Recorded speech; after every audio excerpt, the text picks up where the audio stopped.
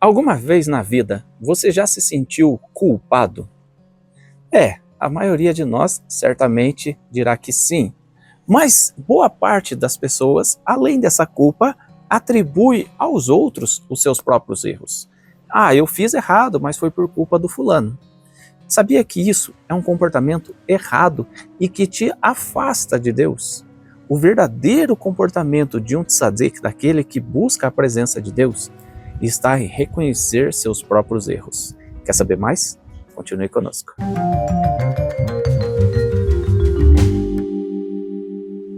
Olá, meus amigos, Shalom Aleichem, sejam todos bem-vindos mais uma vez ao nosso canal da Sinagoga Havat Hesed. Nessa série eu tenho mostrado para vocês conselhos práticos para a nossa vida cotidiana, seja no relacionamento familiar ou na vida individual. E tenho usado para isso esse livro aqui, Casamento com Compromisso, da Rebbetzin Esther Jungles. Nesse livro, ela traz para nós uma série de exemplos de situações vividas por ela mesma que nos ensinam lições práticas para a nossa vida espiritual.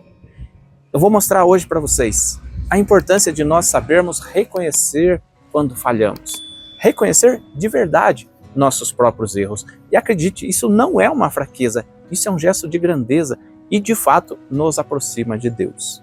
No Salmo 51, David Amelech, o rei Davi, grande rei de Israel, dizia: um coração contrito, não o desprezarás, o Senhor.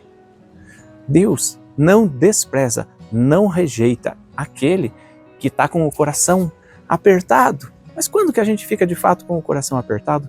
Quando nós reconhecemos que falhamos, que somos talvez o pior de todos os homens ou a pior de todas as mulheres. Eu não podia ter feito isso, eu errei. O problema é o que a gente faz quando nós erramos. Meus amigos, a Rebbetzin Esther Jungles compartilha com a gente no livro muitas histórias vividas por ela.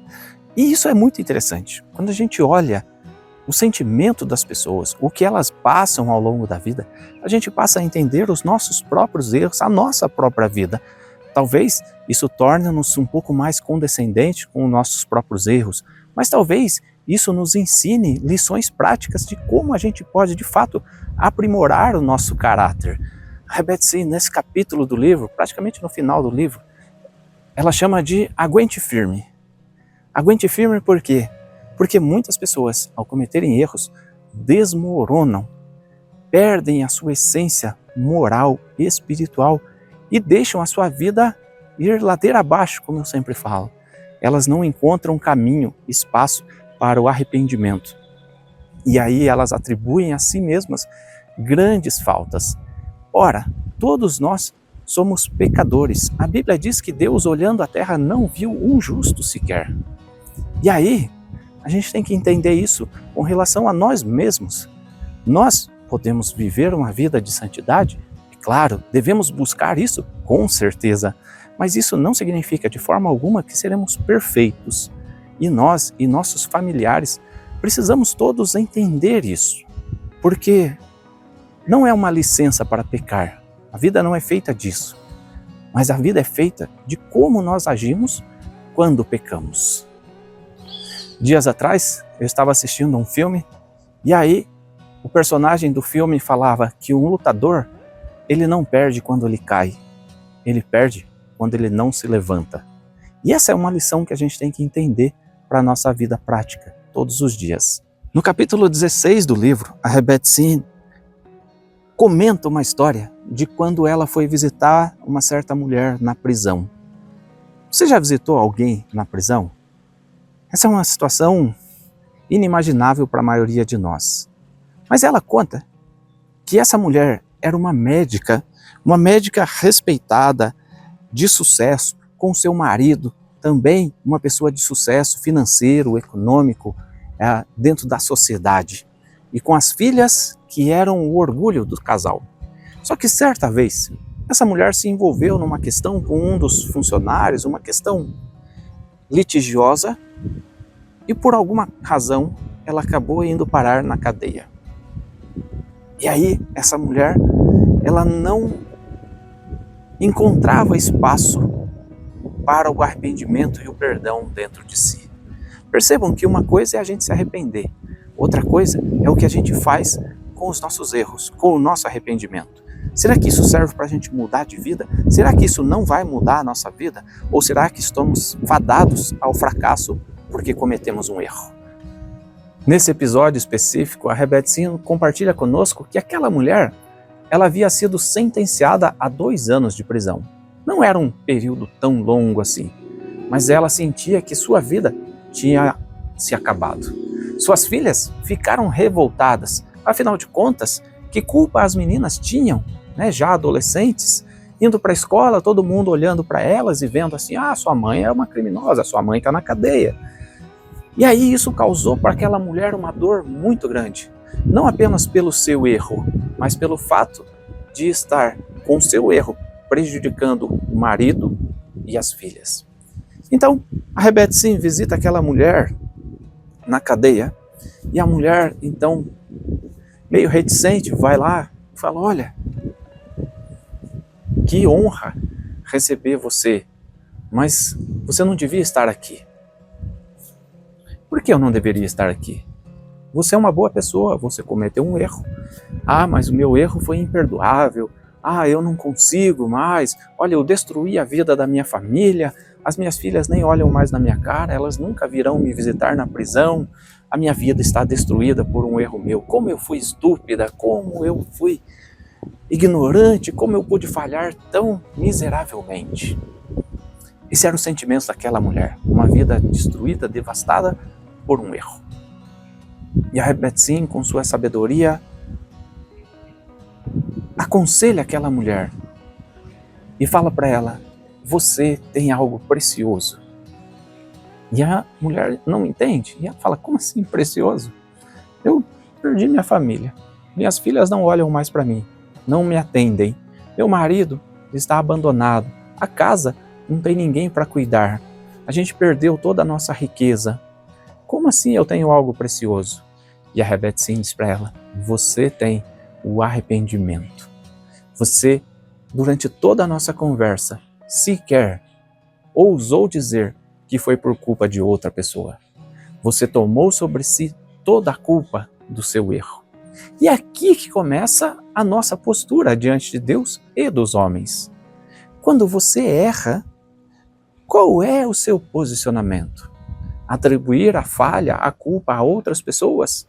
Ou reconhecer que foi um ato exclusivamente seu, uma escolha sua? Muitas pessoas, muitas pessoas vão dizer, eu errei, mas quem não erra? Então esse é um ato errado, porque ele justifica o seu erro. Eu errei, mas também o outro foi fazer coisa errada e me atrapalhou. Então, isso não é assumir o seu erro. No Salmo 51, que dentro do judaísmo é visto como o salmo perfeito da Teshuvá, o salmo do arrependimento, o salmo da pessoa contrita, o salmo daquele que reconhece seus próprios erros. Esse salmo é preciosíssimo. Nele, o rei Davi fala, o meu pecado está sempre diante de mim. Davi não atribui o seu pecado ao fato de Batseba, aquela mulher com quem ele peca, estar tomando banho seminua ou nua diante dele. Ele não atribui o seu erro ao fato daquela mulher o provocar. Ele não atribui o seu erro a ninguém, apenas a si, e diz, o meu erro está sempre diante de mim. Quantos de nós realmente são capazes de assumir os próprios erros, as próprias faltas? O próprio salmista diz, quem pode entender as próprias faltas? Expurga-me, tu, das que me são ocultas. Mas vamos voltar ao episódio relatado pela Rebetzin. Aqui no livro, ela diz assim, eu não tenho mais um lar. Aquela mulher desolada dizia. E a Rebetzin diz para ela, é claro que você tem. Eu conversei com o seu marido, Jack, e ele está preocupado com você. Wendy, aquela mulher que estava presa, não respondeu e por alguns instantes ficamos sentados em silêncio. Então ela disse, ele é um bom homem, não merece isso. Sabe, disse a Rebecca, quando eu telefonei, Jack me disse essas mesmas palavras referindo-se a você. Ela é uma boa mulher. Ela não merece isso. Essa é uma coisa que a gente precisa aprender. Muitas vezes, a gente atribui as nossas culpas a outras pessoas. Outras, a gente toma a decisão exatamente o contrário, de assumir todas as culpas. Eu não mereço a misericórdia, eu não mereço o perdão, eu não mereço nada de ninguém, eu sou uma pessoa que não tem nenhum valor. Deus não aprecia esse tipo de comportamento, não aprecia aquele que joga a culpa nos outros, mas também não aprecia aquele que se sente miserável ou culpado de todas as mazelas do mundo. Não é assim, essa não é a verdade. E a Rebecca diz, nem você e nem seu marido merecem isso. Vocês dois têm uma coisa muito poderosa a seu favor, o amor, uma pedra fundamental, resistente, sobre a qual vocês podem reconstruir a sua vida. Se você está angustiado por alguma situação e você sente que não tem saída, você já pensou que é possível reconstruir? Lembre-se de Davi, um coração contrito não os rejeitará o Senhor. Mas é claro que a gente não consegue mudar a situação da nossa vida de uma hora para outra. Aquela mulher disse para Rebecca, tudo isso são apenas palavras que não significam nada. A minha vida acabou. Afirmou ela, olhando-me diretamente nos olhos pela primeira vez. Mesmo que eu tenha a pena reduzida e saia logo daqui, algo que meus advogados consideram bastante possível, não há nada à minha espera em casa. Minhas filhas se recusam a falar comigo e meus amigos, eles desapareceram. Minha licença para exercer a medicina foi suspensa. Portanto, eu não posso voltar a trabalhar como médica. E para Jack, de verdade, seria melhor se eu estivesse morta. Então me diga, voltar para quê? Esse é o padrão de comportamento de pessoas que não conseguem perdoar a si mesmas. Ora, repito, todos nós falhamos. Todos nós pecamos. O que separa as pessoas é a capacidade de se reerguer. E acredite, você consegue se reerguer. Essa mulher era uma mulher de sucesso, como eu já contei. Ela estava, vamos dizer, no topo da sociedade. De repente, ela está no chão, no mais raso de todos. No chão de uma cadeia. Sem filhas, sem marido. Mas a Rebecca não desistiu dela e Deus não desiste de nós. Ele espera que nós também sejamos capazes de lidar com os nossos próprios erros e sim, de nos reerguermos. Uma coisa que é muito comum é o fato daquela mulher dizer para Rebecca o que muitas pessoas dizem: só falta você me dizer que acredita em milagres. Sim, de fato, eu acredito em milagres, mas você precisa também acreditar que tudo pode ser restaurado. Isso eu estou falando dos erros, isso eu estou falando da nossa saúde. Você sabia, por exemplo, que uma das grandes causas da cura de enfermidades gravíssimas não é o remédio, mas sim a capacidade da pessoa em acreditar que ela pode ser curada, que ela pode ter a sua saúde restaurada. E você precisa acreditar que a sua vida também pode ser restaurada, porque Deus não tem prazer em condenar as pessoas, mas Ele convida aquele que peca a se arrepender, a fazer techuvá. Durante os dias da semana, nós rezamos de manhã, de tarde e à noite. E na nossa oração judaica nós temos a prece da Amidá. E na Amidá, composta de 18 bênçãos, numa delas nós dizemos assim: Baruch atah Adonai harotze betshuvah. O que é isso? Bendito sejas tu, Eterno, que te comprases com o arrependimento. Deus espera que nós nos arrependamos dos nossos erros. Essa é uma lição preciosa. Voltando à história.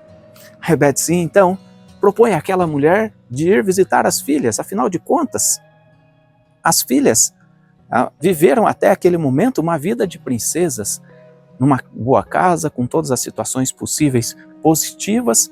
E aí, agora elas não vão mais querer olhar para a mãe por conta de um erro. Isso é bastante comum. né? Nós cometemos erros e aí a gente tem medo da reação dos outros. Rebetzin então propõe àquela mulher: você permite que eu vá visitar as suas filhas? E a mulher fala: claro, você pode ir, mas eu duvido que elas vão me perdoar. Passam alguns dias e a Rebetzin vai finalmente na casa da família. Chegando lá, ela observa, a casa está meio bagunçada, as meninas sentadas na frente de uma TV, sequer dão atenção à pessoa que as visita. O marido olha e fala: você me perdoa, a casa está meio bagunçada, minhas filhas ali, elas estão meio chateadas ainda com a prisão da mãe. Aí a Rebetzin vai até as meninas e fala: olha, deixa eu contar para vocês, eu visitei a mãe de vocês na prisão e ela sente muitas saudades de vocês, ela ama vocês duas.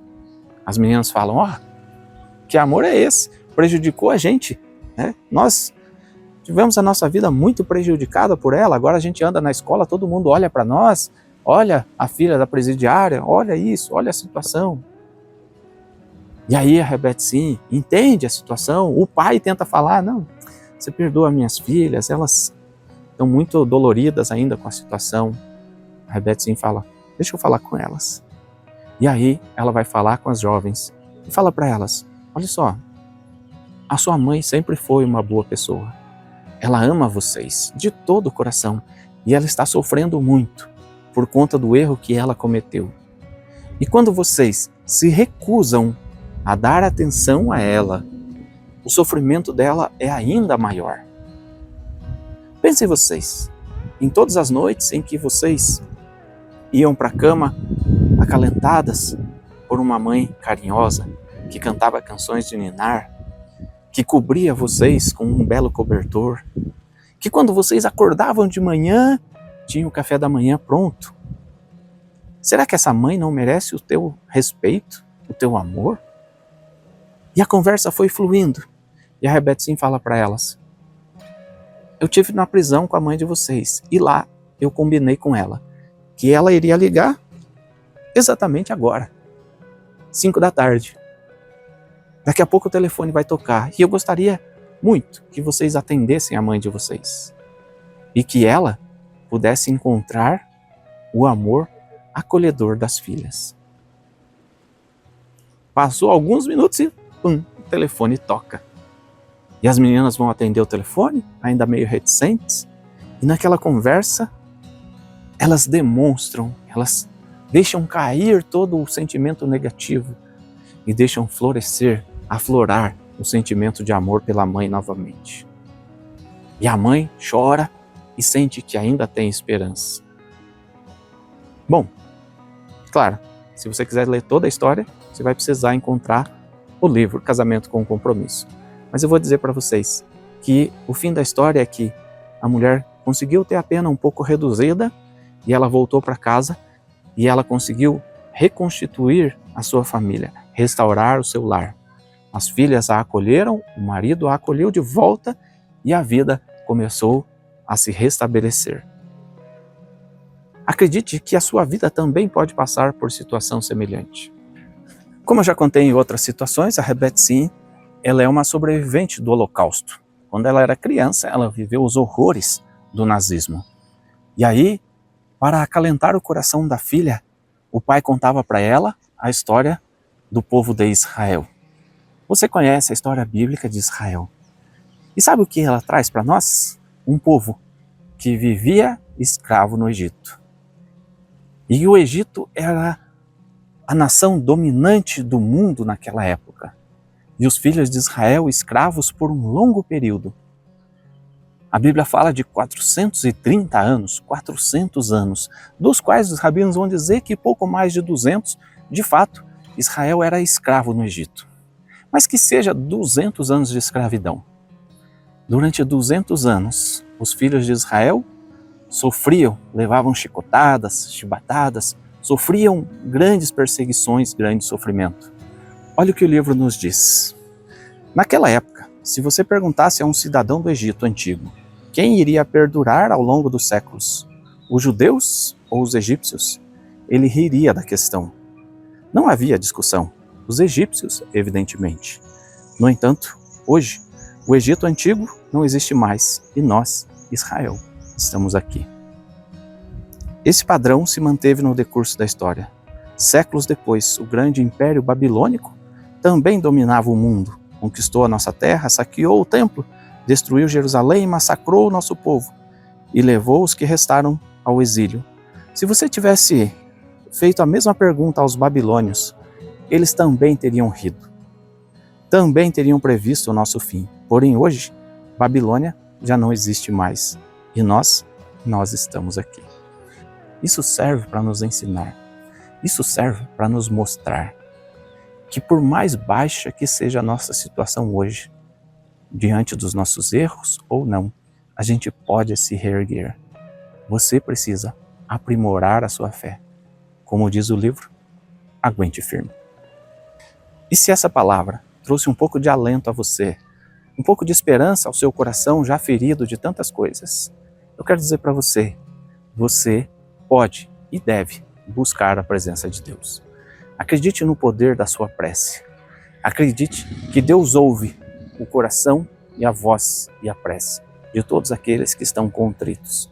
Se hoje você se encontra numa situação difícil, saiba que existem pessoas dispostas a estender a mão e ajudar a você.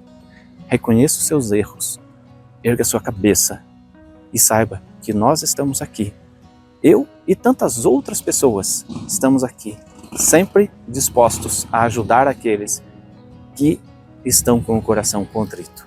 Um coração contrito, não o desprezarás, o Senhor.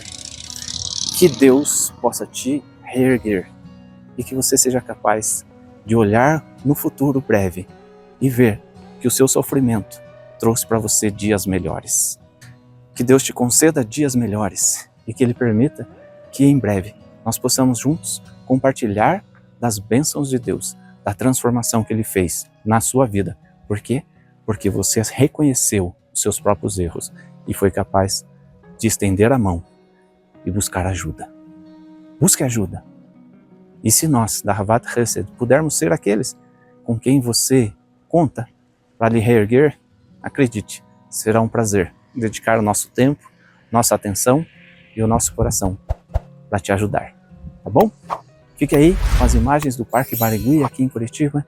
Eu espero que Deus te abençoe de verdade e que a gente possa estar juntos no próximo vídeo, aprendendo com a Rebbe Tzim Ster Jungles ou com outros grandes rabinos do povo de Israel. Shalom e até a próxima.